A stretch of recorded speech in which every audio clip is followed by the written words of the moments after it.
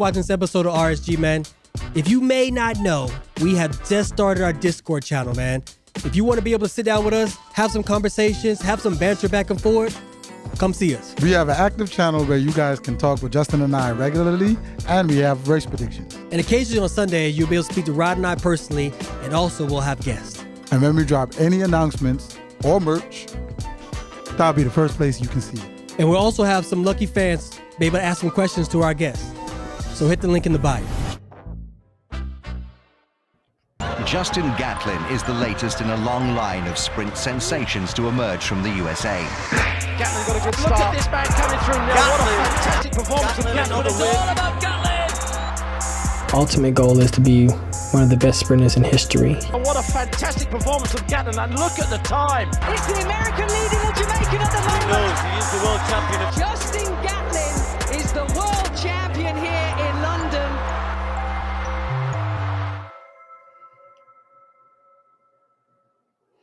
RSG chat, what's going on in the building, man? Glad to be back. Hey, we got a lot of things to talk about. But before we get started, man, we got to pay homage to one of our guests that's on the show right now. We got Mr. Tyson Gay himself, man. The triple gold 2007 world champion, the American record holder at 9'6", and also one of the fastest men in the world, the second fastest man in the world. And it's also said that he has the fastest top end speed. So we want to welcome Tyson Gay to the building with my boy, the Green, the man himself, the bearded wonder. What's up, boys? What's good? What's up, man? Tyson, welcome, boy. Listen, you like Batman, boy. It's hard for people to see you, so for you to grace our stage, man, we want to thank you. I'm pretty sure our chat thanks you. As soon as we put that graphic out, people was like hitting me in my DMs, like, boy, y'all got Tyson? I'm like, yeah, man, Tyson, he agreed to be on our show, so we thank you. Yeah, man, I appreciate y'all having me, man. I really do. Of course, yeah, man. We're glad to have you, bro. Glad to have you on the show, man. We know that you love to analyze and talk about sports. We know from like a couple years back too, man, you did your own kind of commentating, which we loved. Because, you know what I'm saying, you put your own spin to it. So it's very unique. So we missed that. But we hope you give a sample today about what you saw in some of these races at the World Championships with us, man, being a world champion yourself. Yeah, for sure, man. I want our guests to know, man, this is very special. We have two world champions. Justin is 2005 champion, 2017 champion. And it's very hard for people to understand what these two understand being world champions. I'm far from a world champion, so as they give their insight on what being a world champion is like, I highly implore our guests, our future sprinters, to listen in and get a lot from what they're definitely saying, man. These two sprinters are definitely legendary in our sport, and I'm happy to be in between them. So let's get it started, man. We had a lot going on, man, at the World Championships in 2025 in Tokyo today. I was right on 1/3 of both my picks. Yeah, we're definitely gonna go through.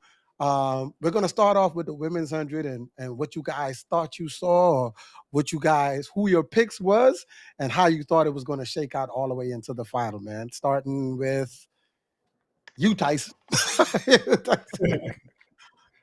Man, honestly, on the women's side, I mean, my top three picks was Melissa. What's my girl's name? Sha'Carri and Julien. That's who I thought was gonna go, 1, 2, 3.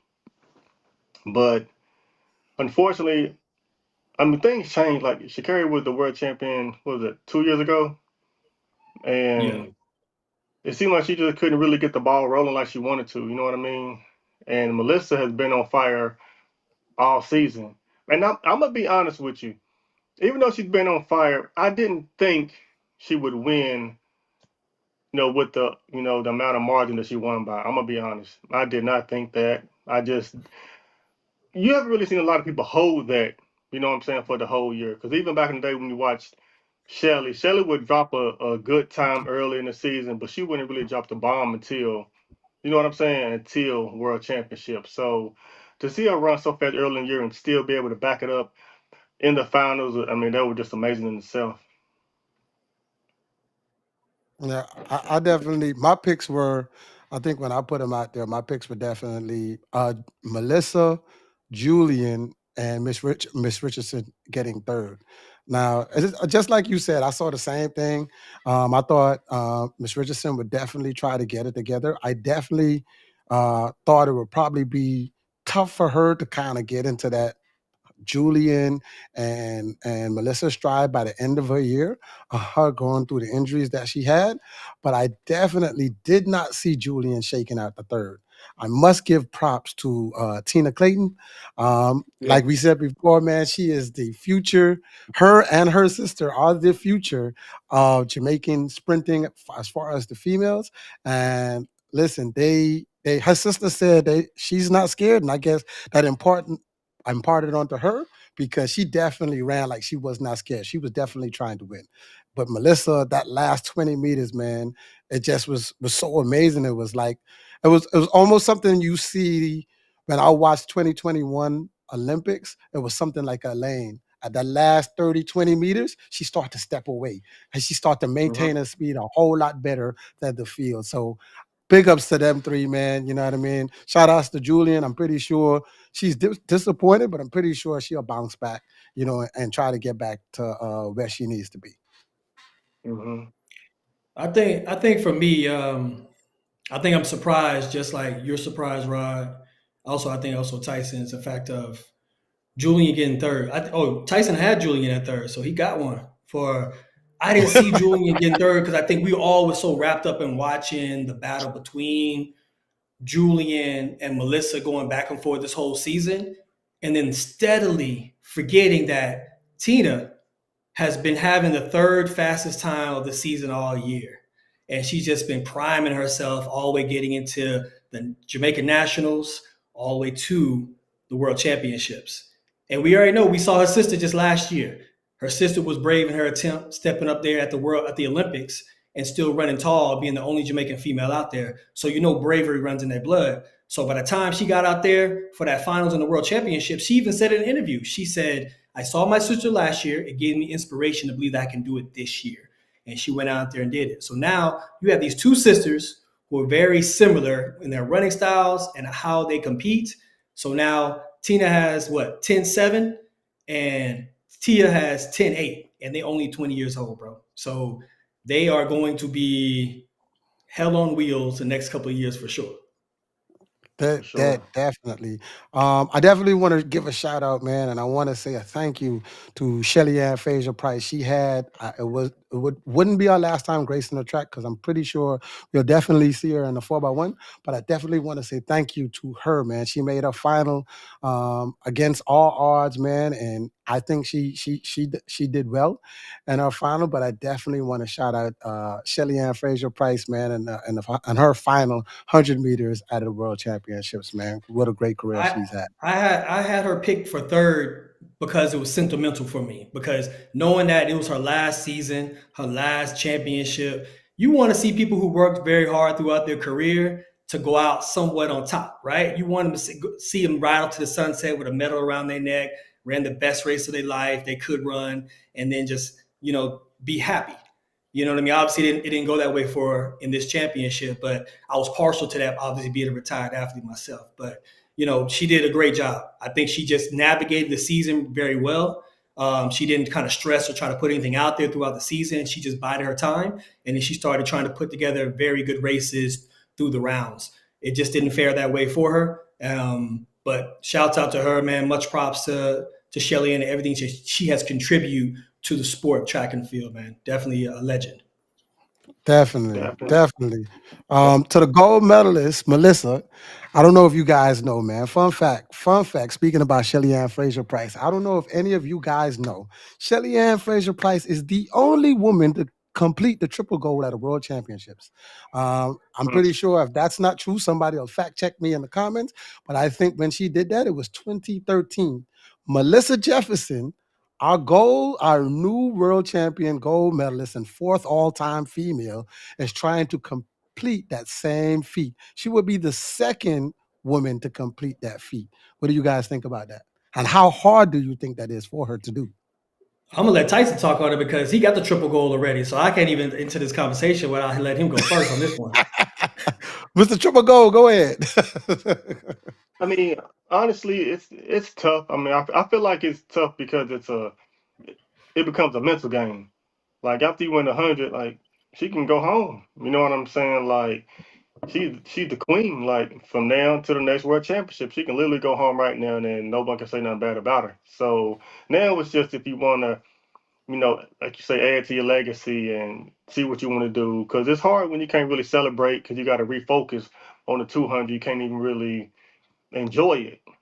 So I'm pretty sure the 100 was her main goal. I ran into her uncle in the gym like a couple weeks ago, and he said her goal was 10.5. And when you start hearing stuff like that, it's crazy. You know what I'm saying? So with that type of speed, knowing she probably knows she can do it, she's gonna be hell to beat in the 200. You know what I'm saying? So she has a great chance to do it. I believe she can do it. Especially with her mindset, she just seemed like she just locked in. Like I said earlier, for her to run that fast early in the season and show some dominance and still be able to carry on through world championships and the finals is amazing. A lot of people can't run PRs and in the finals. It's only been how many people have done that? A few people. You know what I mean? Like for her to do that, man, is just amazing itself. So it's going to be tough, I believe, mentally. But I mean, I definitely believe she has the talent to do it. For myself, I was tired. My first time doing it, I was tired. My second time trying to do it, I had some injuries, but mentally, I just wasn't there. So I believe she can do it if she puts her mind to it and her coach and her, puts the plan together. I think she can do it. Was it for you, Tyson? What part was the difficult part? Just winning the 100 meters, and was it downhill because you knew the 200 was your natural favorite race to run, and then the 4x1, you was like, I'm just out with my boys. We're gonna get it done. Yeah, honestly, I was tired.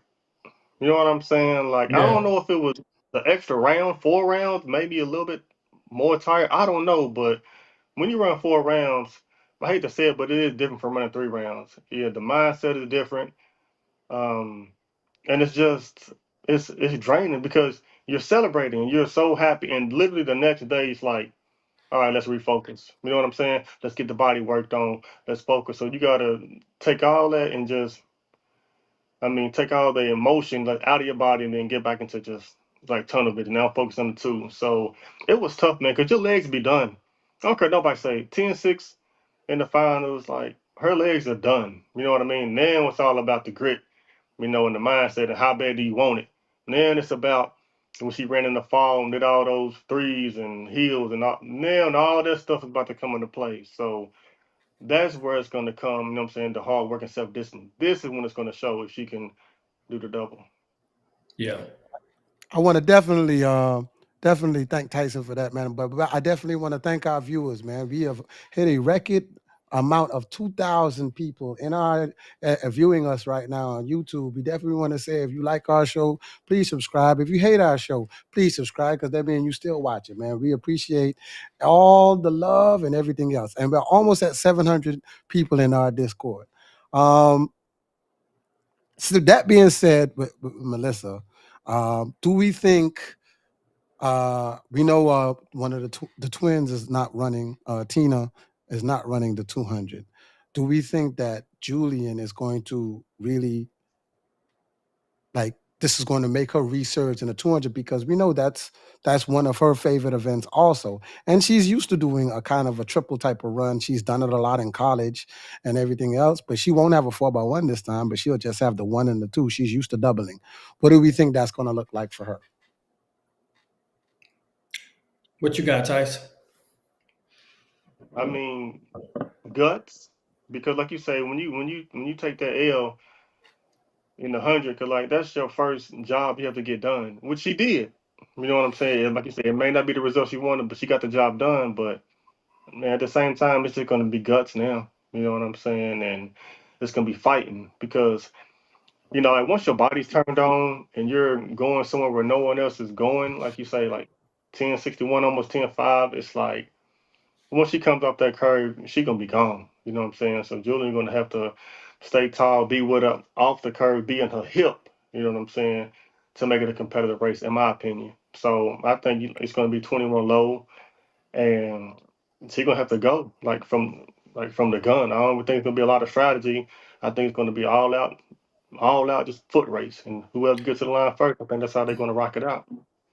So breaking news, I guess Julien has declared that she's injured and she's not going to run in the 200. That's what they're saying in the chat right now.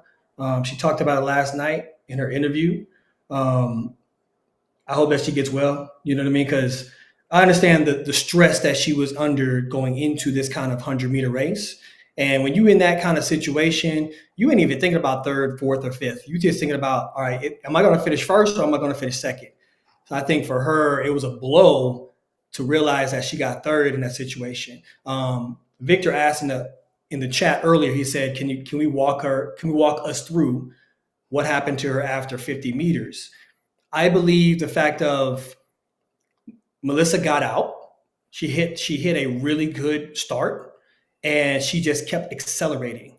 Now, normally, if you watch Melissa's races, especially when she's battling against Julien, they're battling against each other from 30 meters, 40 meters, 50 meters, and then separation comes about 65 meters for either one of those, but it's still a tight race. It's not like a big difference between their race, right? But in that finals, it was a big difference. I think after that 50 meters, she realized that it wasn't a toe-to-toe, stride-for-stride race. It was I got to go catch her. And I think that she didn't stay relaxed. She kind of pressed a little bit. And when she started pressing going into the 70-meter mark, that's when the Clayton twin came along and was able to grab her up. And then she was locked in her cycle of running, so she couldn't do anything about it except just hold on, get that third place. I definitely saw the same thing. I think if you watch, if you was on our live earlier, I said that I think the only way that Juju is going to be able to beat somebody like Melissa, she would have to be with her. I said I felt like if she doesn't start well and she goes through her first 30 meters with a lot of power, and her transition would have had to been faster to be with Melissa. Melissa is an exceptional starter. She's not like an average starter. She's not a mommy rocket at that end, but she's like right under it. She's not a bad starter. She's a really, really good starter. And if Juju couldn't really match that, I can see 10-7 running down 10-6. So even if she tried and pressed, she was going to blow a gasket. And Yeah.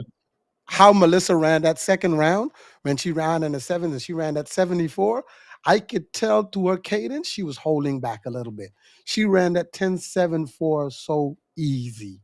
I was like, oh my God, she gonna demolish this final. I knew it because her start wasn't usually, she didn't go through the first 30 like she usually does. And once I saw that, I see she was working more top end in a semifinal. I said, oh yeah. When she bust this start, oh yeah, something special gonna happen. And if you was in our Discord, I was talking to our Discord crew, I actually predicted that she would run 10-61. I said it. Yeah, You did. I mean, if you want to be honest, it wouldn't matter what Julien or anybody would have done that race. Besides her being, had some injuries this year, I believe that's probably the only thing that could have saved her having a complete healthy season. Because for somebody on pace to run 10-5, you see what I'm saying? Like, it don't matter what no one else is doing in the rest of the lanes. I mean, I'm just being honest. It doesn't matter. It's like Bo. He ready to go 9-5 that day. It didn't matter when he should have did this with a start. It didn't matter. You see what I'm saying? She ready to go 10-5. So if you ain't ready to go 10-5, where she ready to go, it don't matter, in my opinion. Now, do I think she could have ran 10-6 like Gatlin was saying, tightened up a little bit, could have executed a little bit better, other little things? Yeah, we could have probably seen a 65, or you know what I'm saying, or with what's the Jamaican girl's name again? Tina Clayton. Yeah. Man, we can tweak a whole bunch of things and look at some things and study film and see little things, but if they weren't ready to go 10-5, man, I don't really think it was nothing nobody could have did, because I think each one of their coaches prepared them to run as fast as they could and peak at the right time, and that's all they had in the tank. I just believe Dennis just had a little bit more in the tank. You know what I'm saying?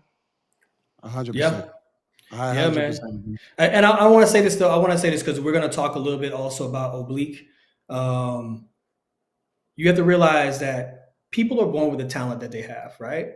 And a lot of people get nervous when they speak in front of audiences, or they get nervous when it comes to them performing in front of big crowds or when the stakes are high. And a lot of people are saying that, Julien may be emotional, or she has some kind of performance anxiety when it comes to her performing in high pressure situations. We have to give grace in those situations because she's still brave enough to go out there, train hard, go out there and run the times that she's ran from this year, last year, through her college career, and she has performed at a high level. A lot of people will never understand what it feels like to have that pressure of being the reigning Olympic champion in 100 meters, stepping back to the starting line, and not only do your fans want you to win, but they want you, your country wants you to win. You know what I mean? They want you to replicate over and over again. And Tyson knows you could be hurt, you could be sore, you could be tired, you mentally just not there, but people want you to perform at a high level constantly over and over again. So you have to give grace to someone like Julien Alfred, who stepped up to the plate, did the best she can do in that situation. It just wasn't enough at this moment. It was enough last year. It just wasn't enough at this moment. So I hope that she bounced back from injury and everything else and be able to be the performer that we know she is, because we love watching her run. Absolutely. I definitely agree with that. I think timing is everything. I think it was just Melissa's time. It was her time, bro. It was a time. And she said it. Timing is everything, bro. And she said in the fall of last year, I mean, to a lot of athletes listening, if you heard her say, she said from the fall of last year, she was preparing to be somebody who was going to be the best in history. Not win a gold medal, be the best in history. So it started in the fall. If you train hard in the fall, you run fast in the spring. You cannot BS your fall and think you're going to be the best you're going to be in the spring. So y'all take heed to that, man. Train hard in the fall, future athletes, current athletes. If you want to be a champion, because it always sounds good when you say it in your head, but a lot of people are scared to prepare for what they're trying to go and get. You know what I mean? So real quick, Bareback said in cap letters, he said, she delivered in the past. Not an excuse, Justin. I get it. But you don't understand there's two types of pressure. There's a pressure to go out there and win, and then there's a pressure if you are already a defending champion or a reigning champion of some sort that people expect you to win. That's a different rare pressure. You see what I'm saying? Like you can't say it's the same pressure as somebody, all those people lined up saying, I hope I win the world title. She has a pressure of, I'm the Olympic champion. Everyone's hoping that I go out here and be consistent and keep winning going forward. That's a different type of pressure. That's a pressure that Tyson has been through. That's a pressure I've been through. That's a pressure that Bolt has been through. Those are different type of pressures that you never realize. I mean, you can even say Bolt has came on the show and said the pressure got to him in 2011 when he false started. He said it. But the fact is he shook it off and he went forward and became the Bolt that we know he is. But you cannot negate the fact that people who are champions have a certain unique pressure to go out and win and replicate over and over again like a robot. So it doesn't happen that way for a lot of people. They'll never understand that. All right, let's move on. Next topic, man. We got the men's 100. So now I know a lot of people want to hear me. I mean, I got a lot of DMs about it from a lot of the Jamaican people, a lot of people who wasn't Jamaican. Oblique Seville, when I see you in person, I will shake your hand and apologize like I've done to Noah Lyles and like I've done to Fred Curley. I owe you an apology. I didn't pick you. I picked you all the years before.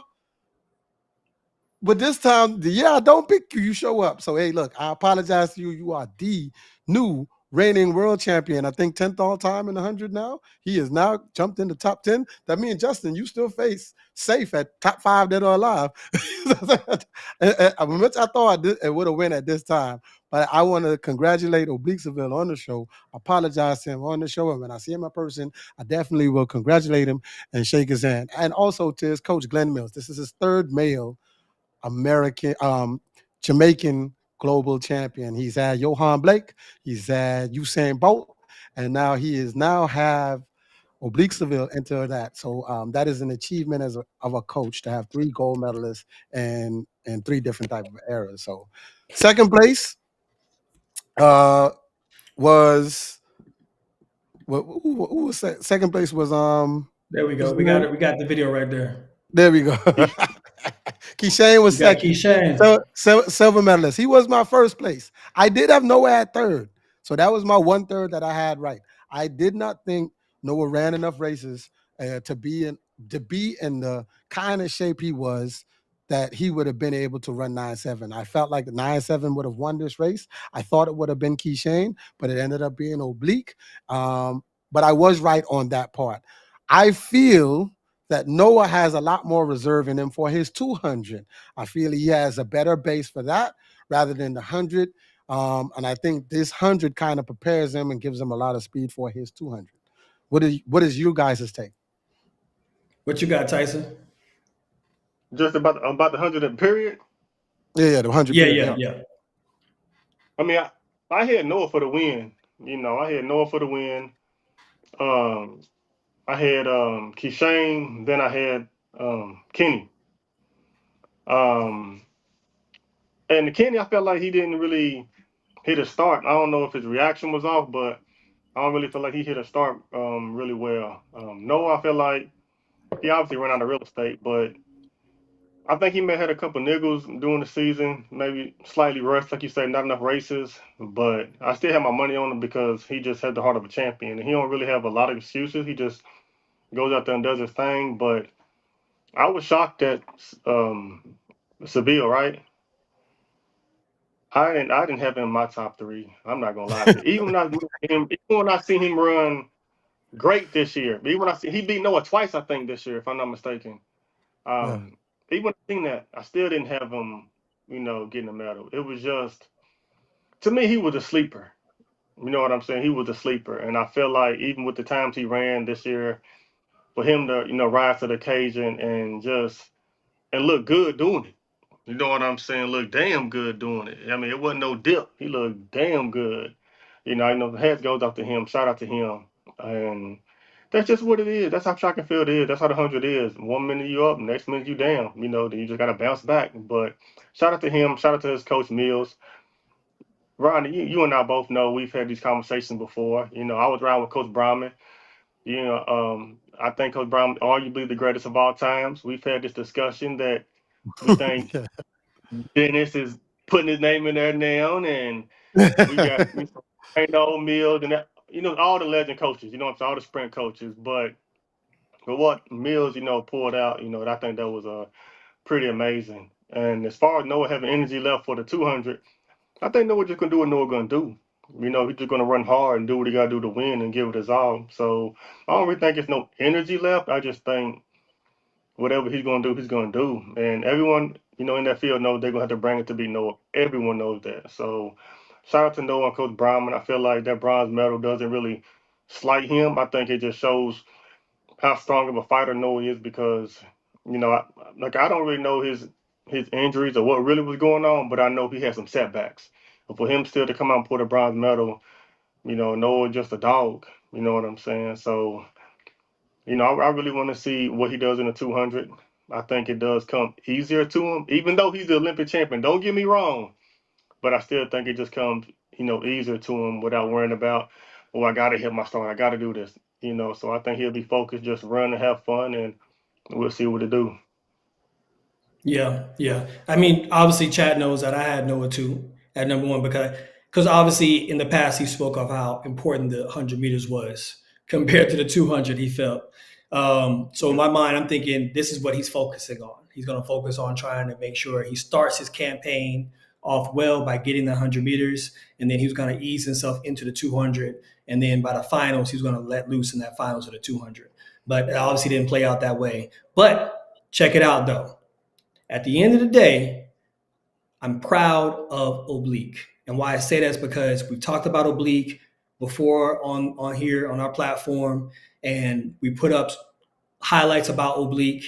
And I think Oblique is the kind of person who's like the people's champion, And why I say this is because he embodies the fact of, yes, I can be nervous or I can be scared or I don't have all the confidence in myself because I'm young and I'm not very seasoned yet.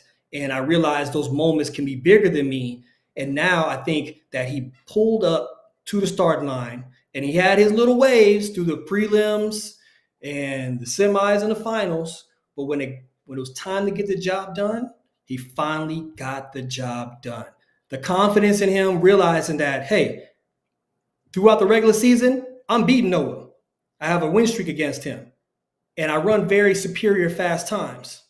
So he realized, if I go out here and make sure that I'm in contention at the 50-meter mark going into the last 50 meters, he knew that he had a shot, an opportunity to be able to not only get on the podium, but shit, damn sure win it. And that's what he did. So hats off to Oblique. You know what I'm saying? He is now the new world champion. And I mean, if you match his time to the time of last year that won the Olympics, he's ran faster. So we can say right now, he's the fastest man in the world right now. He has the gold medal. He has the fastest time of the season. Well, of championship wise, because even Keishane still ran 9.75. But the point I'm making is Oblique stepped up to the plate. He did what he had to do. And we always talk about his stature compared to his talent.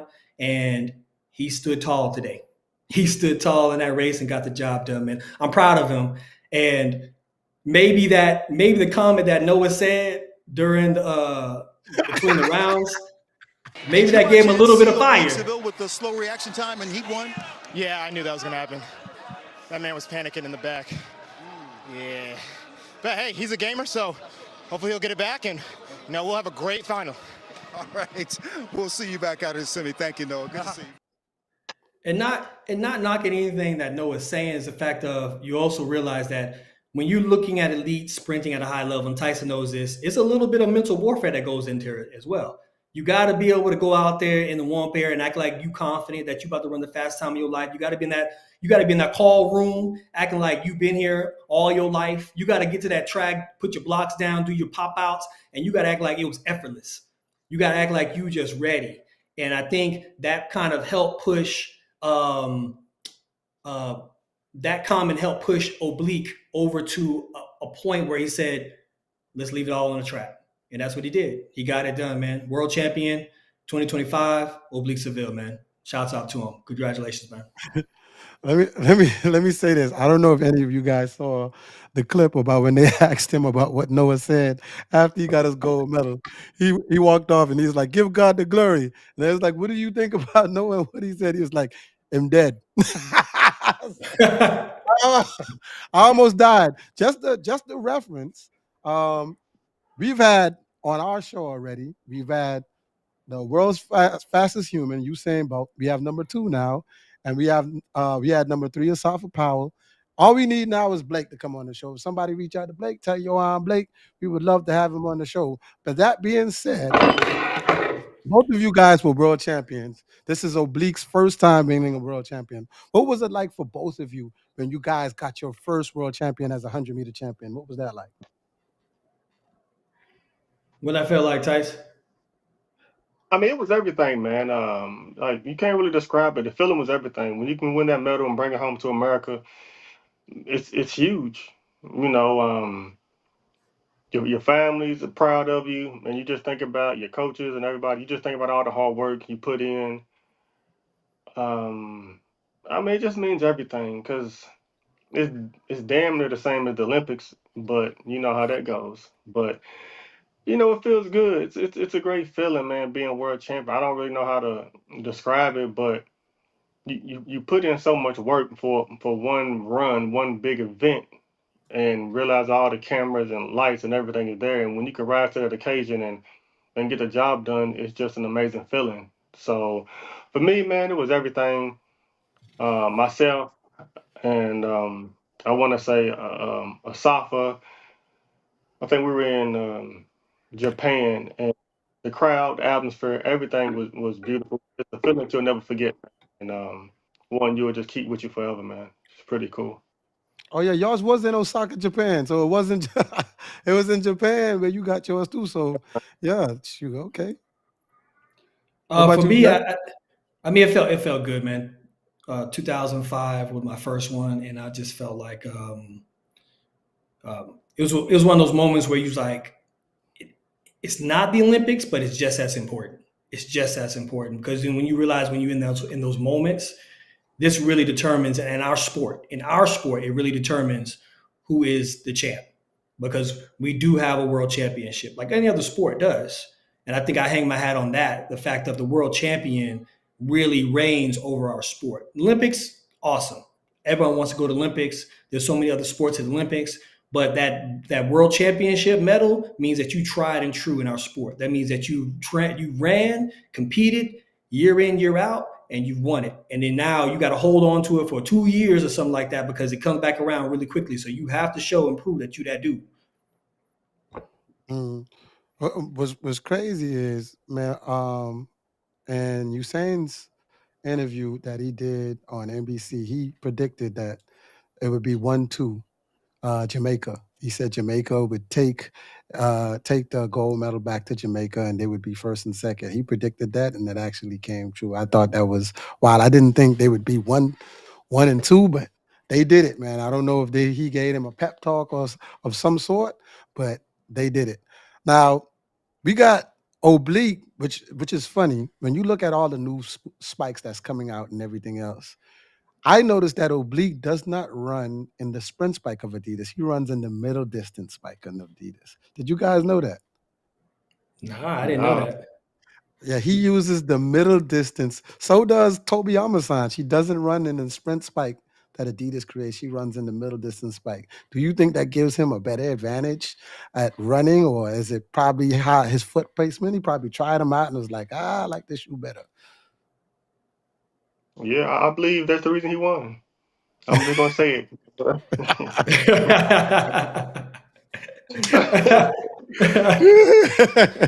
man. I mean, that's about what you're comfortable with. I know people who like running those spikes. They feel comfortable. The middle distance spikes. I've tried them on before. They just feel comfortable. So I don't know if that's his reasoning, but if you think about it, I may not have been the most technical person, but he doesn't run like Gatlin or Safa or myself or both. He don't run like none of us.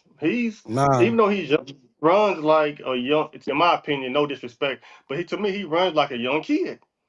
You know what I'm saying? To me, and I feel like, and that's no disrespect. I really feel like he runs like someone young, you know what I'm saying, still new to the sport and just fast. You see what I'm saying? Just jumping out the blocks and running. Because even if you watch him when he came out the blocks, to me, it looked like he kind of jumped out the blocks a little bit, kind of like being a little bit to me. So that's what it looked like to me. It didn't really look like this whole technique thing. Yes, he was down in the drive phase and it came up, but to me, it looks like he's just running. Y'all can have all that technique. I'm out of here. You know what I'm saying? Bye. You know what I mean? So I think that's something too, because you can really get wrapped up in technique. You know what I'm saying? And staying down and doing this. To me, it looks like he's just running. You feel me? Like I'm just running. I'm not counting my steps. I'm not doing this. I'm running, and I'm running fast, and he don't really have to change much because it's working. So I think that's Who's something that, to look. Oblique? Yeah, he's talking about Oblique. Yeah, for sure. Yeah. He runs like a young kid. If you've seen a young kid in college running, that's what you would, you know what I'm saying? That's what you would picture, in my opinion. So I think just the fact that he's not all technical and overthinking this, overthinking that, I think that's amazing. And if he's running in distance spikes, like that's a smack in the face to some people. But other than that, I think it's awesome, man. I think that's a great story. I think he should put it out there too as well. Like this is what he runs in, this is what works for him, and people should look at that and understand that you don't have to follow everybody to, get the success you need in the 100 or in sprints. Yeah. Shoot. Well, I don't know if you know, but they say he's only 5'6" or 5'5" or some sort. So he is a small in stature, and if he is that small, Glenn Mills will have the record of having the shortest world champion and the tallest world champion that our sport has ever seen. Yeah. That's a Hold on one combination right second. there. Summonese Wilson, man, we will not have that disrespect, please. Everybody in the chat, be respectful, man. We ain't gonna have no disrespect in there. Please don't do that. We will remove you. I'm gonna let you know now. Please don't do that. Thank you. Another thing I want to thank our 3,000. We have 3,000 watchers right now. I really want to appreciate that for 3,000 people watching, man. I appreciate y'all taking on our show. Moving on, man. We had the heats of the women's and the men's 400 meters. But we're going to talk about these women's first. We're going to talk about the big three that we picked coming up in Miss Paulino. We're going to talk about Miss Nassar, and we're going to talk about Sydney McLaughlin. How did you guys think those guys ran in their heats with Nassar running the fastest qualifying time in history with 49.1, which is crazy. Fast as that. Man, I Mm-hmm. think Nassar ran too fast, man. I mean, like I said before, I've said it time and time and again on the show. She's a rhythm runner. So she gets caught in her rhythm and she just has to go. When you watch her go from the gun, she just goes, boom. And she's holding that rhythm all the way through, which is very, very impressive. But it also gets you locked into a rhythm to where now you can't slow down, you can't gauge your speed, and now you just succumb to the fact of I done ran the fastest prelim time in the 400 history. Let's see how that works for it. But they have a lot of time between going to the next round and the finals as well. So maybe she has a plan. Paulino looks like Paulino, man. When she goes through the rounds, she's just checking, working on certain things, aspects of her race and her form, and I think that she's going to lay it out when it's necessary in the finals. When you look at Sydney looks strong. Sydney looked good. Like I said, when Sydney and Bobby as a combination, that goes to show you that they're going to work on things. And by the time that finals come up, they're going to try to be able to disrupt, especially in the 400 women. She's not the top dog, so she has to go out there and disrupt. She has to go out there and run toe-to-toe with a Nassar or try to make sure she kicks with a Paulino. She's going to have to battle in that last 50 meters, and I think that's what she's working on, gauging herself through the rounds to make sure she has enough energy to go out there and kick. Paulino's going to do what Paulino does, which has made her a countless champion, and NASA is NASA, bro. She's going to handle business, and we know that she's going to get it done because she just got it done in the Diamond League finals, and she's back to running that 48 mid, so she's going to be ready to go. Yeah, I agree with you. Go ahead. I think we got to watch out for some newcomers too. Even though those are the big three, they have the three biggest names. We have Miss Gatlin, who used to run for the USA, running for Haiti now. She just ran the Haiti national record in 49.91. Stacey Ann Williams ran 49.59. And Nikisha Price, they all look good as well. They one of those three, I feel like, will knock that third person who we're talking about, the big three, off of possibly could knock those off the pedestal. You never know, man. It's the world championship. Anything can happen. Yeah, I agree with you. I think Sydney Nassar, I'm gonna be honest. I think they'll go 1-2. Sydney look good, and I feel like she's so poised. And would you say she's a rhythm runner too, Justin? Sydney, yeah. I think she's used to running hurdles, which is a different kind of rhythm. And you see Right. when she started running the flat 4, she didn't have that sprint towards the last 100 meters. She just kind of was in that rhythm. Now she realized that I got to sprint. You know what I mean? So Correct. I think she's still a rhythm runner, but you're going to see more sprint capabilities in that last 100 meters from her. Yeah, I believe she's gonna have to really use that foot speed to be victorious. But I think she can pull it out. And I'm riding with the home team, but at the same time, these girls are champions. And it's going to be a dogfight in that 400, and everyone knows it's about who wants it more. It's all about who got the guts. Who got the ball, who's ready to go when nobody's been, who's ready to run through when you get to 350, you feel the lactic, or wherever you feel it at, whatever type of run you are. You already know what time it is. It's who got the guts. You know what I mean? Who's willing to take it out and hold on. So I've seen some great 400 races in my lifetime. Even the 400 record by Wade Van what's his Nico. name?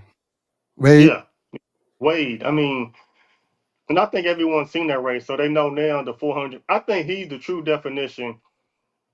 And I'm gonna say Mike too, but I really believe Wade the true definition of sprinting the 400. Even though Mike ran 43, Mike's race still didn't necessarily look like a sprint. You know what I'm trying to say? I think Yeah. Wade has really shown that the 400 is sprint now. So I think Sydney's gonna have to turn it on. And it's gonna be an all-out sprint. I think they're gonna run fast, and it's gonna be interesting. It's all gonna be who the hungriest and who wants it, man. Between them, the top three, in my opinion. Yeah. O'Neal said it in the chat. O'Neal, shout out to O'Neal. He said that Sydney's going to have to go out there and break the American record in the finals to be able to be a contender. We know that. Definitely, bro. You definitely are 100% on that one. But I think that's what she's gunning for. She's trying to kill two birds with one stone if she can. She's trying to go out there and break the American record, but also get on that podium. So, that it's going to take a tall order. You know what I mean? But if anybody's up to the challenge, it's someone like Sydney to get that done. Listen, if she don't break it if she not in the front to break it, they gonna drag her to an American record because both those ladies has ran all over the American record several times. So, Mm-hmm. so Yeah. so they gonna pull her there if she not in the front of them, or they gonna push her there, either or pull or push. Moving on to like the semi is gonna be great to watch. I definitely think so. Moving on to the men's 400 meter heats, man. Corey Patterson looked amazing. He ran the fastest time in qualifying, the fastest time in history in qualifying at 43.90. Looked amazing. Caleb McRae had the second fastest time from the USA, behind South Africa's Nene. So my podium isn't set. I saw they were tending to Matthew Hudson Smith a little bit. He is my number one pick. He still is. I think I'm not giving him excuses, but I think he suffered from heat exhaustion a little bit on that first day. Hopefully he recovers, but Corey Patterson looked amazing, man. He looks like he bulletproof, man. What's you guys thought on them? You can go ahead. I'm right with Matt. I mean, at the end of the day, that's still the home team. I mean, you and I both have watched him put in work at practice just randomly at the track. You know what I'm saying? So I really believe he's putting a lot of hard work. I'm hoping he's healthy and stays healthy, and I hope his team takes care of him, takes care of his legs so he can bounce back. And I seen the time where your boy ran the fastest time. The only thing about that is I feel like you can do that in other shorter events, but I really truly feel like even with the rest, I feel like the 400 to 400, no matter how you cut it, it's still going to take something out your body. So I'm hoping he's able to bounce back so he can put on a great show. But I don't like seeing people run super fast times in the 400. I feel like that lactic acid is what it is. I feel like it's hard to get it out your body once you run that fast. But, we'll kind of see how it goes. Yeah, Yeah. I think this is going to be amazing. Go ahead, Justin. Yeah, Ja'Cory looked really good, man. Ja'Cory looked really good through that round. You got to remember, man, his whole story is right now is I'm playing with house money. In January, he was loading boxes into the truck to deliver for I think UPS. He was a delivery man in January. By the time he got to his first race, I think May, something like that, right? He dropped that 43.90 or something like that, and then 43.93, yeah, and then it was no turning back from there.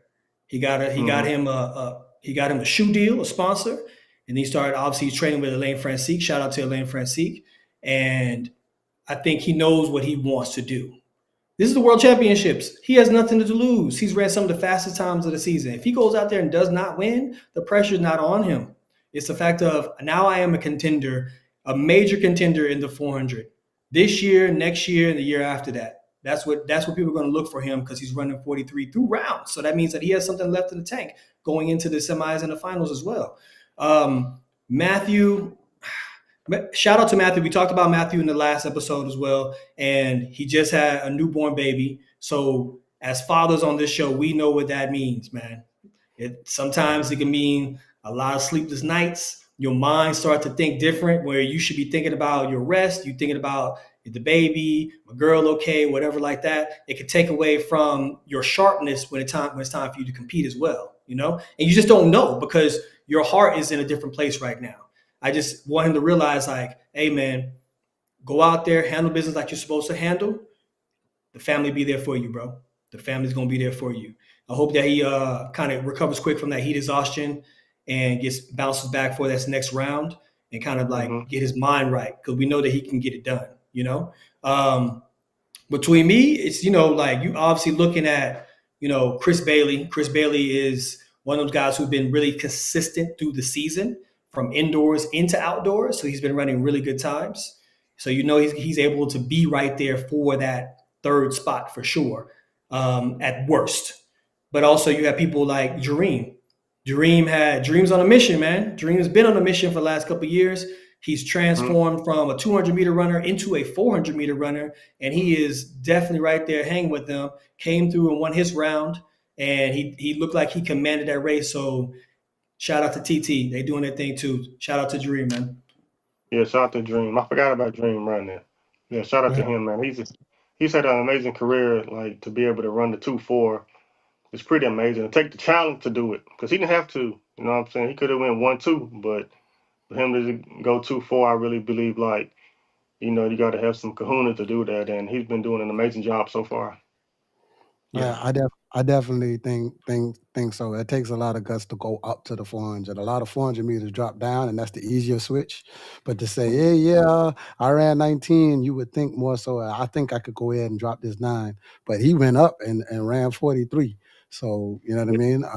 That's definitely crazy. But I think Bayopo Nodori from Botswana gonna have something to say about that first, second or third spot also. I think he gonna ruffle some feathers from Botswana. He looked very good in qualifying with the 44.3. Yeah.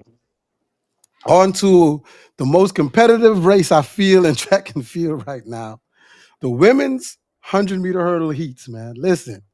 The world champion looked amazing. Listen, she wasn't in my picks. I don't know if she watched our show. She may feel I disrespected her, Danielle Williams, but she looked amazing dropping that 12.4, so smooth. But my number one is still Masai. And I mean, it's up to these athletes to go ahead and prove me wrong or whatever, but I base my picks based on how people are running and going through their seasons and how they championship run also. But she definitely wasn't in my pick. Tobiyama-san looked amazing too.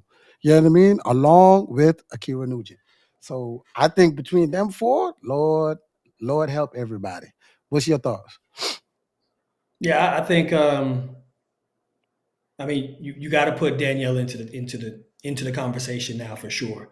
She always wakes up and shows up when it's time for a championship.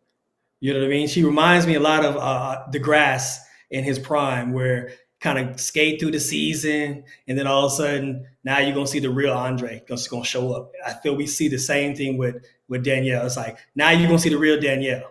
She gonna get out the blocks hard. She gonna run her race. She gonna get over those hurdles. She gonna be sharp. She gonna look like she gonna look like a hurdler that was dominating the season, and she only really just turned on when it came to the first round, second round, and third round of a championship. So you got to put her into the conversation. When you look at someone like Masai she has the mentality of just being a champion. So I think at this point in time, Masai understands how to be able to have that rhythm, how to be able to run correctly. She knows where her strengths and her weaknesses are, and she knows how to be able to protect those weaknesses and be able to execute those strengths very, very well. Those other ladies, man, I mean, it's still going to be a shootout, man. Because you remember, like, now we're getting into the semifinals.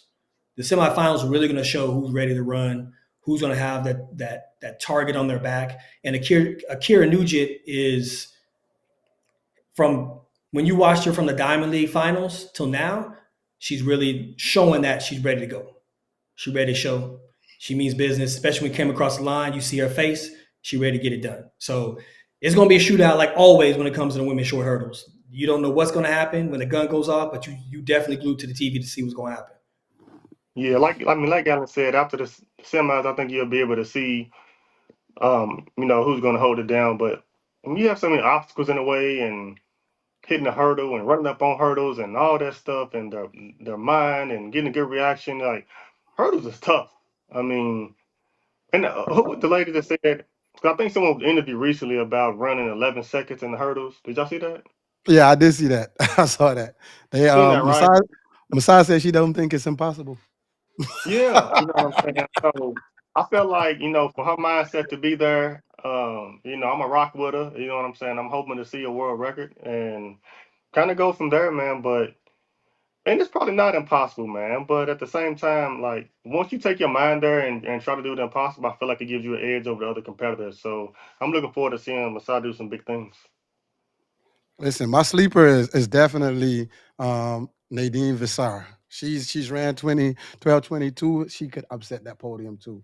I'm definitely not forgetting her off the podium, man. She's a very big contender, and she's banged with the best of them this year. So I don't think we realized the 4 ladies we just called was the world record holder, former world champion. Danielle is the current world champion. Olympic champion, and then you have NCAA champion. Like it don't get that much competitive than that, man. In that race, man. That's crazy heat, for the 100-meter hurdles. And you can't leave out Grace Starks, man. They talking about it in the group chat too. I see somebody Oh brought no, it up. yeah. Grace Stark is our Jalise, yeah. RSG. She's RSG a watch. You know what I Watch mean? list, yeah. Watch list. So we definitely wish them all the best. I think the semi is definitely going to be hot tomorrow.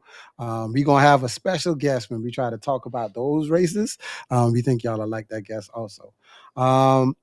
Moving on, we have Tara Woodhall, man, who is the world champion and and the Olympic champion at the same time right now, man. She is writing her own story. That girl is a bona fide star. She jumped 7:13, which is something like 23.5. I know high school boys that can't jump that. I can't jump that. I think that is an amazing feat. I think she's doing wonders for the long jumps as far as bring attention to it. Do you think like her personality does more for the event, or do you think it's because she's jumping far? I mean, I believe both. I think in this era now, you have to have both. You have some athletes who are running good, jumping good, who don't have, what she has or Noah Lyles or Usain has, but she has it, and it's just that it factor, and it's a plus in the sport. So I believe it's helping the sport. I believe people love her. People want to see her, and her personality and her smile is so beautiful. It just looks like she's having fun out there. Every time she jumps, it looks like she's having fun. So long as she keep that up, she's gonna have a long career, man. Like she said, she's dominating, and if she don't really feel pressure, and I mean, she's saying, "Oh, I didn't get this jump. I didn't jump this far." Like, but she's still winning. So the way she sets her goals, the way she preps, the way she just has fun, I think that's the reason why she's dominating right now. Yeah. Alvin Blake, we're gonna talk about that soon too. We're gonna talk about the prize money. You know what I'm saying? The world championships as well, towards the end of the world championships. But back to what we was talking about. Yeah, her character, man. I mean, she's just genuine the way she is. I don't think, at first you might think, man, this girl putting on, you know what I mean? She's just showing up when the lights come on, but this is who she is always. When she sat down on the show, she acted like this. When we saw her in the elevator, she acted like this. When we see her out warm up tracks, she acted like this. So she's just a showman, a show woman. She gets the job done. She knows she's comfortable with it now, and she's jumping far. Yes, we've seen a lot of women in the past also jump far, but to command the attention that she does and the way she does it, she realizes that, okay, my event is over here while the cameras are over here, right? So I got to make sure that the attention is on me when it's time for me to jump, and they're getting all the great shots of me roaring, jumping, yelling, doing antics to the crowd, because now she realizes that is going to get the attention that I need, is going to give me the energy and power that I need to go out there and jump even further and still stay the champion that she knows that she can be. You know what I mean? She's in an event that hasn't been as popular as sprints or certain distance races. And now she's trying to command that attention. She's creating a brand of herself, and she's showcasing her brand to the audience. So I think it's very smart on her behalf to go out there and do the high energy stuff that she does, because it does capture the audience. Shout out to Mahambo and Miss Natalia from Colombia. Mahambo from Germany getting the silver medal, and Miss Natalia from Colombia getting the bronze, man. Shout out to them. So Tyson, I got a question of Tyson though, real quick. Shout out to all y'all. If you had to do any other event than sprinting, what event would you have did? Other than sprinting? Yeah, like you ain't got to be good at it, but you just like, man, I wish I could have did that, man. That would have been cool. I'm gonna be honest with you, dog. I ain't got no coordination like that, man. He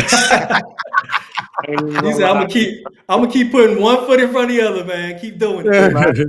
I was just telling my son that the other day, man. I was like, man, I apologize, man. I ain't got no coordination like that, man. I can run straight, man. He would laugh and he was like, yeah, me too, Daddy. I can just go straight. You know what I'm saying? But honestly, man, probably nothing, man. I mean, maybe how many laps is the mile?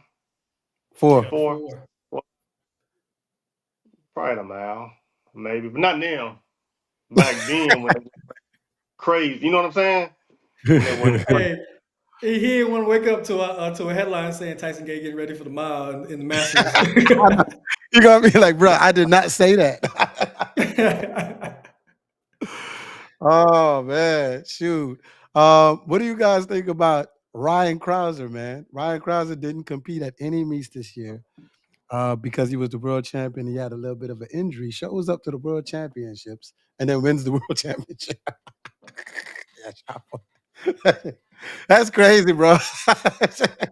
No meets. No meets. Ryan's up there, bro. He on a different level, dog. Ryan's up there, dog. For you not to show with no meets and just go out there and just your first meet is actually the championship itself. That shows you on a different level altogether, man. First of all, you ain't worried about no money. You didn't care about your contract. You just care to get that gold. That's what you come to do, bro. He just came to get that gold, man, and just go on about his day. What you think, Tyson? I mean, his coach, I mean, I don't know his coach, but, his coach is probably the GOAT, low key. You know what I'm saying? Like, sometimes people can put a plan together for you, and you've been there, Gatlin, where your coach is saying this, we're going to do this. You may not agree totally, but you got to trust it. You know what I'm saying? So I believe his coach is probably low key to GOAT because, like, a lot of athletes won't even trust that. You know what I'm saying? They'll do a small rinky-dink meet or something, backyard meet. They'll do something, a few maybe. So for him to trust that, I just feel like he has to have a bond with his coach or some type of, mental stability that is just unbreakable. You know what I mean? So that's amazing. Alone, it's amazing. Like we both know if you don't get enough races, you rusty. Like we mentioned it with Noah. You feel me? Like you just rusty. So for him to be sharp when it's time to be sharp, without no races to get you sharp, like his coach probably got to be the GOAT, man. It's just what it is. Yeah, I agree with that. That's different level right there for real. Shout out to Ryan Krauser, man. Valerie Altman won her first world title, man. She's the Olympic champ, and that world title seems to have eluded her, but she got it now, man. So she is the discus champion in Olympics and the world champion. And she's so graceful, man. I love to see her smile.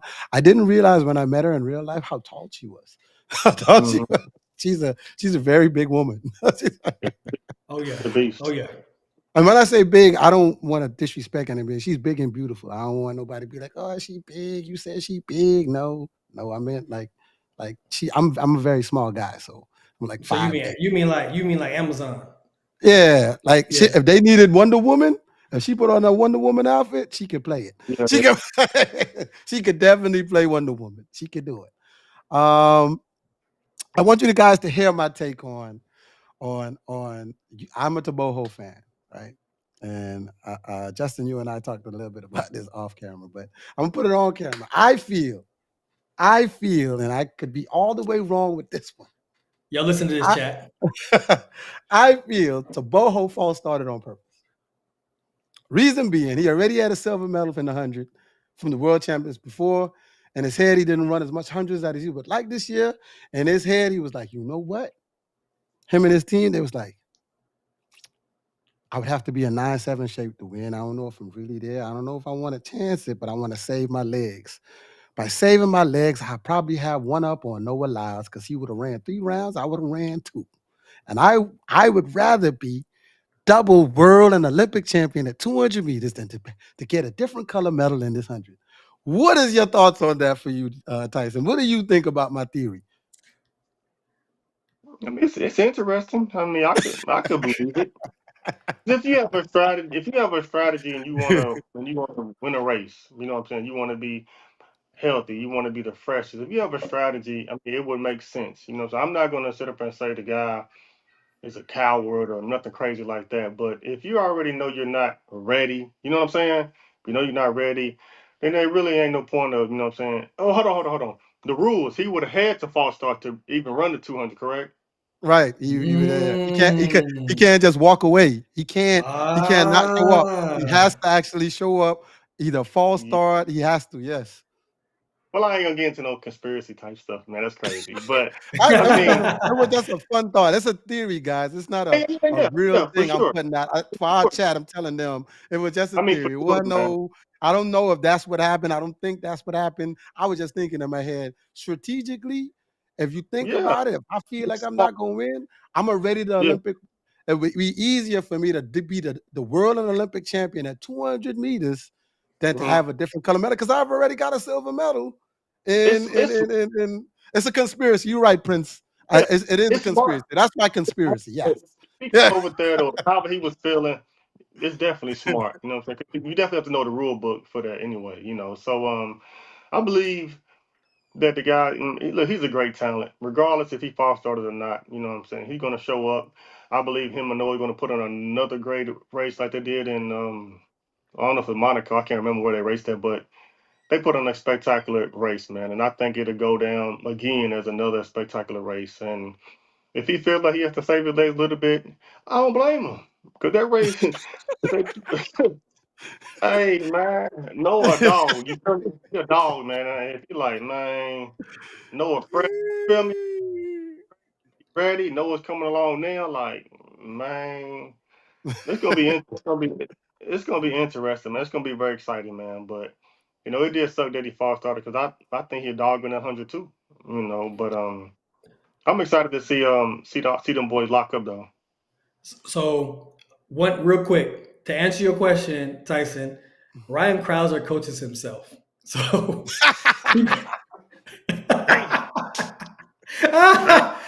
hey, he just woke up one day and say, "I'm just gonna go to championship, dog. I don't need to go through all this other stuff, dog. For what?" Killed two birds with one stone. You know what I'm saying? So yeah. I guess that's keeping all the money to yourself, right? he probably had way less stress. You know what I mean? Way less stress. Like, come on now. Like, that's crazy. That's amazing though, man. Shout out to him again, man. That's pretty awesome. It's a great story, man. I hope hope the world gets to hear it. You know what I'm saying? Because that's pretty awesome.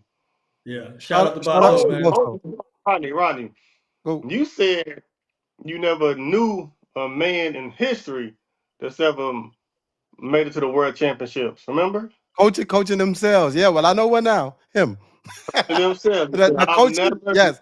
In history, I always say that I've never knew one person who coached themselves all the way to the top of the podium. So he's the first that I've ever heard of, and he proved me wrong. So shout out to you, Ryan Krauser. We definitely got to get you on the show to have that throw-a-thon or whatever you was trying to put on, man. We definitely want to see that.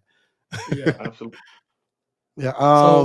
So someone said in chat, they said he didn't react like he just false started. But we know Taboho, man. He never really reacts to anything. He just be standing there, man. He just always looks He like so nonchalant. unbothered, like. Yeah. So the only time I've ever seen him really react is when he did the whole hand wag, that finger wag that time when he was a junior, and then when he put the crown on not too long ago. Any other time, he just be like standing there like, all right, when the gun going off? I got things to do. So, but what Tyson said, it holds a lot more weight now. The fact of he just couldn't just not show up for the finals because he would just be taken out of every other race after that. So he had to go out there, put out a false start, might be a thing, so he can be able to go and get his rest and get ready for this 200, man. Because he already dropped 19.7 this year, so it ain't like he's gonna run slow. We know he got it in the tank, so I think he's making a move to where he'll be fresh enough to go out there and be able to get on top of that podium. Because when you look at the other runners, they're going to be a little more taxed. So it'll make it more interesting to see what's going to happen. Bro, his post interview, he looked unbothered. Oh, DJ for sure said the same thing. Listen, his post interview he looked unbothered, bro. He you know how Bolt was like, "Oh my God," and all that. It was he looked so unbothered, bro. Like, yeah, it happens. Our last topic of the night, man, we're gonna make some 4x1 predictions, man, with two of the top 5 that are alive out here, man. I saw some things after the 100 go off. I always like to make the predictions after the 100 go off and not the 200. And the 200 will shed a little bit more light because some of the 200-meter runners will be within that 4x1 of of running. But my picks for the women 4x1 based on what I saw, and like I said, this is just opinion. This is not real, and this is could fall wrong or right. I have Jamaica, USA, and Great Britain. That's what I have for the women and for the 4x1. Well, we're going to expand on that. What do you guys think about the women's 4x1 and my picks? And what's your picks? I would like to know. I'm gonna go with Tyson. What you got? I might like your picks. I mean, I can see why. You know what I'm saying? But I mean, I think America's going to win. You know what I'm saying? And then Jamaica, and I think third is up for grabs. But I think America's going to win. I don't know how they're going to run the the order. sticks. Yeah, I don't Yeah. know the order. I don't know what they're going to do, but I mean, yeah, I think they'll win. They'll pull it off for sure. For sure. All right. Because So they go have some ahead. veterans. I mean, they have some veterans, and I believe Jamaica has a solid team as well. But nah, I don't know how they're gonna put their order though, man. But I don't know, man. But I got America. Go ahead, man. Look, man. I'm only going off the order. If the order is done this way, this is how I'm going to pick. If Jamaica comes with Shelly Ann out the hole, Tia or Tina on the backstretch, Sharika on the third place turn, and then one of the twins on the home stretch, whoo, that's going to be a hard team to beat right there. That's going to be a very hard team because you remember both of the twins, they in 10-7, 10-8 shape. You know what I mean? So you already know on the fly, they coming with that. They coming with that fire on the fly. Sharika just ran 10-8 in that finals. So all she got to do is maintain that pace all the way through the turn. And then the twin got to bring it home. Just got to bring it home. That's going to be a team or quartet to reckon with. Team USA. Go ahead. Hold on, before you do the USA thing, they got one more thing that made me pick Jamaica over America. This is Shelly Ann's last one. This is her last one. Them girls gonna have some type of emotional attachment to that. They gonna be like, "Hey, girl, you ain't medaling this 100. We sending you home with gold. That's what we doing." You understand? When you have something like that, that's an emotional attachment. For they gonna feel like they got to ride for old girl. They gonna do that. That's what makes me put them, give them a little bit more edge over the USA. Yeah. Go ahead with the USA though. I mean, of course, it's going to have to be the Jamaican pride also that you have to build into that because of her really being her last race. The 100 meters was her last 100 individual race, and then this will be her last race. So for her, she's going to pop the blocks. She's going to make sure she get out there. She's going to give you a 10-9 definitely on that turn for sure. But Team USA, to me now the order is different because your fastest female runner just last year was her start. Melissa was first leg, right? So Melissa, I feel like you'd be wasting Melissa's talent and sharpness as she is this year if you keep her at first, right? Now, it also gives them the competitive edge that they can be able to get the lead and hopefully maintain the lead. So that might be a thing that they're working on over there. TT on the backstretch, Kayla White, and they bring it home. But the fact is like it's going to be hard to beat Jamaica with that quartet. America could get it done with that order, but I think now the order may have to be switched up just a little bit with the Team USA, but it can be done. I mean, and you also got to play in the fact of they all train together. So they've been training and working on their relay handoffs after regular practice. I know this because we used to do this when we had people who were multiple people on the same relay team. You just work on handoffs at practice and just get it out the way, and you build that synergy there. So synergy is a big thing. We talk about it all the time. We've seen teams like Team Japan who has nobody in the individual finals, and they still go out there and get on the podium because of their synergy, bringing the baton around the track. I think for third place for sure, Great Britain for the females because Daryl Nita, Dan Asher-Smith, and Amy Hunt, they've been showing that they have been consistent and they all have ran faster times in this championship already. So that whoever their fourth is, all they need to do is get it done where they put them at and I think they're going to come up and be on the podium as well. Yeah, definitely well said. My men's predictions is USA, I want to say Jamaica, but South Africa, Jamaica. South Africa, Jamaica. I think South Africa going to come through. You seen that the gift from South Africa ran 10-8. You got the young kid from South Africa. You got Masai from South Africa, and you got Akani. They had the silver medal from last year Olympics, and Gift came out of nowhere. I don't even know who that is. I don't think we talked about it at all. We ain't talked about Gift at all last year, and he made the final this year. So, I definitely got them coming second. Jamaica only because they haven't put a relay together as much as I would like to see. I want to see how it lines up. If they have Brian Lavelle on there, if they go Akeem, Oblique, Lavelle, and Keishane, that's a toss up between first and second, USA and Jamaica to me. But I ultimately think USA is going to get gold for the men. What's the order? What order do you have for the men for USA? For US, man, they can use they probably got. I've seen them start before. Courtney Lindsay out the hole, man. Courtney Lindsay to Kenny Bernard. No, I'm wrong. There we go. We go. Christian Coleman. I forgot they got fresh legs out there. You got Christian Coleman out there, boy. His legs fresher than the mug. He just came off his Diamond League high. Christian Coleman at the hole to Kenny Bernard to Courtney Lindsay to Noah Lyles. That's gonna be a tough beat. Yeah, that's gonna be a strong team right there. That's a strong team.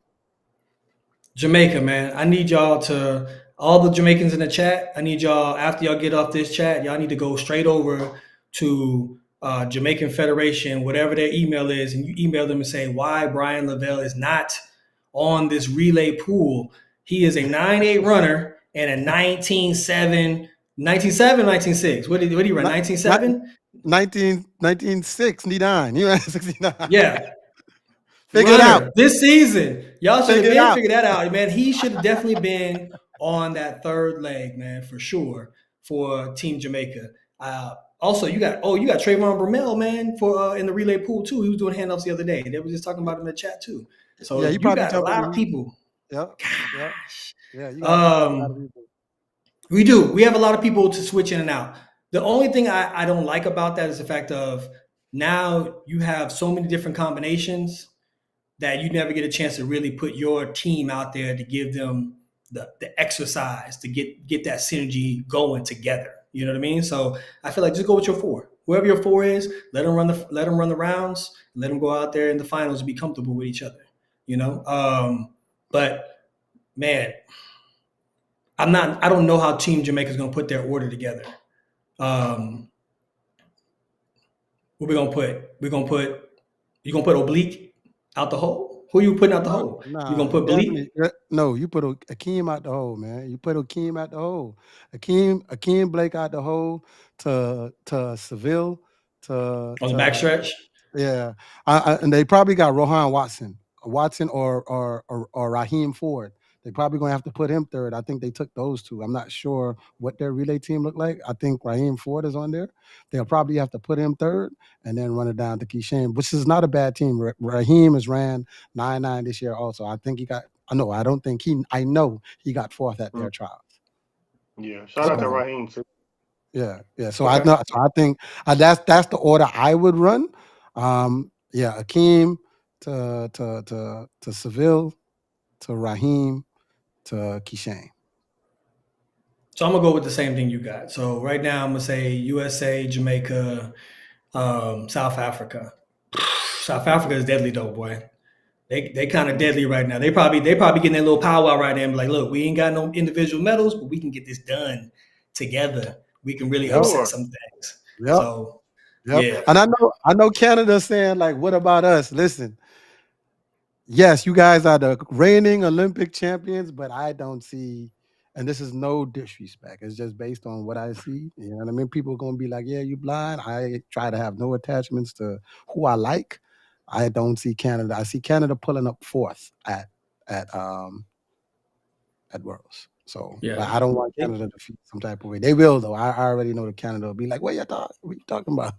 So They say Lavelle opted out of doing the relay, so he didn't show up for the relay camp. So hey, yeah, I get it, man. You trying to focus on getting your own medal first. That's the most important thing. You know what I'm saying? Especially for your first championship. So you want to make your own mark first. But he would definitely be a valuable asset for them for the relay team for sure. Yeah, man. So. Definitely. You guys have anything else, man? No, man, not right now, man. So now, I definitely want to thank Tyson for coming on our show. Tyson, you owe us another show, though. You do. Yeah, you told me you would. I want to, yeah, for sure, man. I think we should talk about some of the conversations we've had, like recently about like Coach Brahma being the GOAT. Yeah, of course. It's gonna be a sit down. It's gonna be in person. It's definitely not gonna be virtual. I mean, I think about it. No, I ain't even gonna get into it. But anyway, man, look, shout out to y'all. Appreciate y'all for having me on. Shout out to everybody. Shout out to Coach Brahma and all them top-notch coaches who had their athletes prepared. All the countries, everybody, all the federations that took the time out to be at World Championships and taking care of all the athletes, man. Shout out to y'all, man, and y'all keep pushing the Ready Set Go. Beautiful podcast. I like what you guys are doing, man. I appreciate you having me on, and I'll see y'all again, man. Appreciate that. Always, man. We are honored to have you on, man. You are a GOAT. You've done your thing, and the respect is due to you because of everything you have contributed to the sport as well, man. So can't wait to be able to sit down with you in person, man, and really chop it up and have these real deep conversations about your career, but also your thoughts on track and field, the GOAT coaches, and everything else, because you have a lot of knowledge in your head. And I think the world needs to hear what you guys say too, man. So big ups to you, bro. Yeah, for sure, man. I appreciate it, man. Definitely. Well, we thank you guys for joining us, man. If you definitely are on our show, like, subscribe, join our Discord, be a part. But until next time, man, with us on Ready, Set, Go! Hey. What's up, guys? Appreciate you watching this episode of RSG, man. If you may not know, we have just started our Discord channel, man. If you want to be able to sit down with us, have some conversations, have some banter back and forth, come see us. We have an active channel where you guys can talk with Justin and I regularly, and we have race predictions. And occasionally on Sunday, you'll be able to speak to Rod and I personally, and also we'll have guests. And when we drop any announcements or merch, that'll be the first place you can see it. And we'll also have some lucky fans be able to ask some questions to our guests. So hit the link in the bio.